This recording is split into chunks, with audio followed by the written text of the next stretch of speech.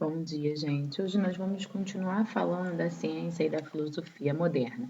Como a filosofia, né, ela transformou essa sociedade, como começou a surgir a ciência moderna. Na aula passada nós falamos um pouco desse conceito de modernidade e hoje a gente vai estar falando mais sobre ele, se baseando em alguns dos filósofos. Toda vez que a gente fala de modernidade, né, vale a gente pensar, a gente ressaltar que vários pensadores da antiguidade, né, lá do período da Idade Média, eles buscaram desenvolver um conhecimento científico. Isso não significa que anterior ao período da modernidade não havia nenhum conhecimento científico. Havia, como por exemplo, a teoria de Ptolomeu, né, que se chama teoria geocêntrica, no qual ele dizia que a Terra está no centro do universo e os astros se movimentam em torno dela. A teoria de Copérnico, que é a teoria heliocêntrica, que vai dizer que o centro do universo era ocupado pelo Sol e não pela Terra. Então, já existia, né, um conhecimento científico nesse período da Idade Média. O que vai acontecer é que a igreja, né, a maior autoridade daquela época religiosa, que era a igreja, ela vai ter uma certa resistência a essa ciência e aí ela vai submeter, né, essas pessoas que são conhecidas, né, por irem contra a igreja como os famosos hereges ou como o pecado da heresia, né? E para isso eles criam o chamado Tribunal do Santo Ofício, que é o tribunal que vai perseguir e julgar os hereges. Então, as pessoas que desenvolviam conhecimento científico nesse período anterior à modernidade, eles eram vistos como bruxos, né? Como pecadores, contra as teorias da igreja. Então, a igreja nesse período ela era uma autoridade cristã muito forte e ela perseguia, então, essas pessoas que iriam contra as suas teorias, contra os seus ideais. Então, por isso, alguns desses filósofos, né, eles foram perseguidos e outros abandonaram, de certa forma, a sua teoria para resistir, né, por causa dessa resistência da tradição cristã.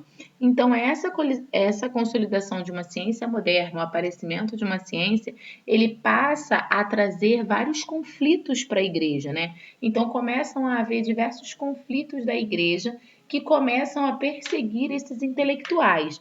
Alguns dos intelectuais eles vão se submeter à autoridade da igreja, ou seja, com medo, né, de ser perseguidos, de serem caçados, de sofrerem castigos físicos, eles decidem se submeter a essa autoridade da igreja e parar com as suas teses. Outros não, né, continuam ali por baixo dos panos, seguindo a sua tese. Então, nesse período, a gente tinha uma diversidade, uma diversificação, uma rixa entre a autoridade cristã e a autoridade científica, no qual elas não conseguiam entrar em acordo devido principalmente a essa questão dogmática da Igreja Católica, tá?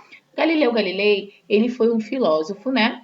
Um cientista filosófico, e o seu nome está vinculado ao nascimento da ciência moderna. Toda vez que a gente pensa em ciência moderna, a gente diz que ele dá esse pontapé inicial da ciência moderna.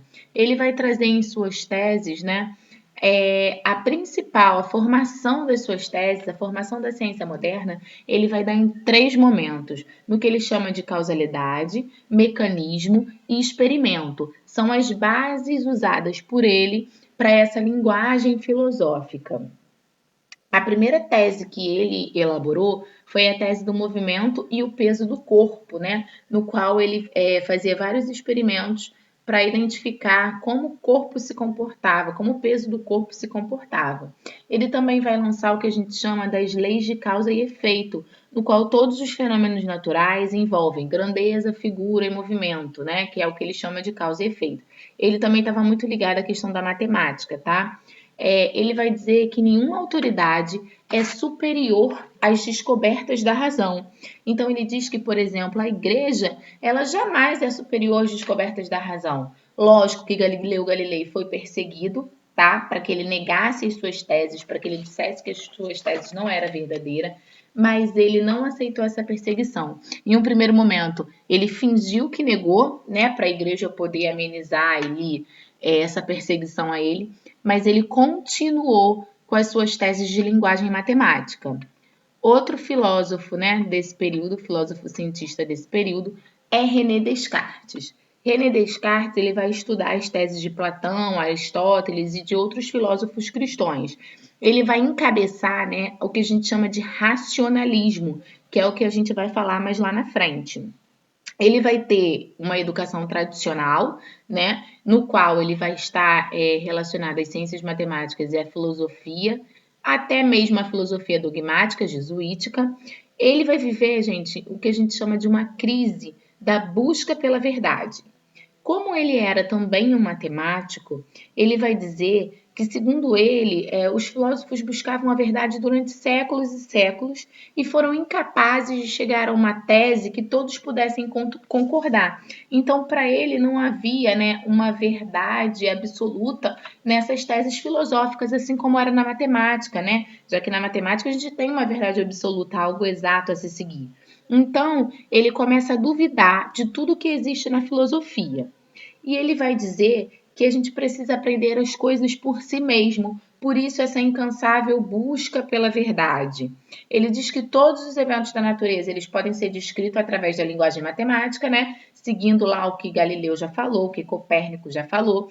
Ele foi o criador da geometria analítica e ele vai estar buscando essa verdade para entender esse pensamento filosófico. Então, René Descartes ele vai ser inserido no contexto da modernidade, né? Como um ser humano que conhece o mundo. Ele vai se basear nas duas teorias epistemológicas. O que é a teoria epistemológica? É a teoria que vai levar ao conhecimento, né? A teoria do conhecimento, como você aprende. Ele é adepto do racionalismo, tá? A teoria racionalista é de René Descartes e mais tarde vai surgir a teoria empirista, tá? Ou a teoria do empirismo. O objetivo dele era de criar um método de conhecimento, né? Um método para se chegar ao conhecimento verdadeiro. Ele dizia que era preciso se chegar a um conhecimento exato da filosofia, assim como a gente tinha um conhecimento exato da matemática.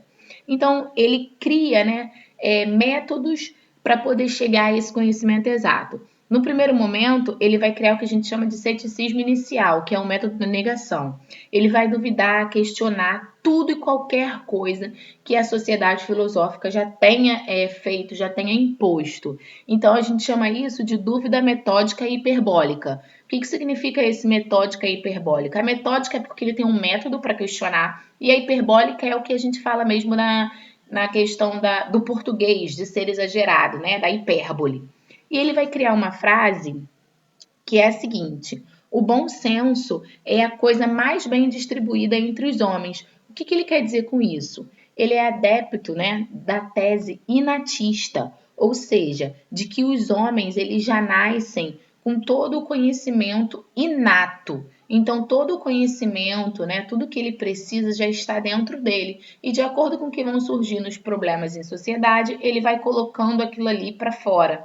Diferente do que a gente chama da teoria empirista, que a teoria empirista vai dizer que a gente precisa vivenciar, experimentar o mundo, né, para poder ter esse conhecimento. Então, para René Descartes, todo conhecimento é inato, o homem já nasce com esse conhecimento dentro dele. E ele cria o que a gente chama de regras para chegar ao conhecimento, né, que são as 4 regras da verdade, que vai te levar a qualquer área do conhecimento. A primeira é o que a gente chama de evidência, que é aceitar o verdadeiro, né? Aceitar aquilo que é claro, aceitar o conhecimento verdadeiro, o conhecimento distinto. A segunda é a análise, que é você pegar um conhecimento filosófico e dividir esse conhecimento em partes para que você possa estudá-lo, assim como a gente faz lá na matemática, né? Quando tem uma expressão numérica e a gente começa a dividir essa expressão numérica. Então, ele diz que a gente deve analisar esse problema em partes. A síntese, que é você ir do mais fácil, do mais simples, para o mais difícil, mais complexo. E o quarto é a enumeração. Você deve enumerar esses problemas, enumerar esses conhecimentos por partes e revisá-los. E só assim você chegaria ao conhecimento verdadeiro, ao conhecimento definitivo, que é o que ele chama de cogito cartesiano. Esse código cartesiano ele é dividido em 3 partes, que é a dúvida hiperbólica, que é da hipérbole que a gente já falou, né? A dúvida exagerada sobre a sociedade. A segunda é duvidar da sua própria existência, porque se eu duvido de tudo, se eu tenho uma dúvida exagerada, eu duvido inclusive da minha existência, do que eu venho fazer o mundo, de como o mundo surgiu, né? E a terceira é que ao duvidar, obrigatoriamente eu estou pensando sobre, eu estou refletindo sobre, eu estou racionalizando sobre. Então eu estou usando a minha razão. Daí surge a mais famosa frase, né? que é sempre uma característica, essa frase característica o pensamento de René Descartes, que é penso, logo existo. Então a conclusão que ele chega é que todo conhecimento, né, ele precisa ser revisado e para ele se tornar verdadeiro, ele precisa ser racional. Então a gente precisa buscar uma racionalidade, uma sociedade racional para enfrentar, né, os problemas e tornar o conhecimento verdadeiro.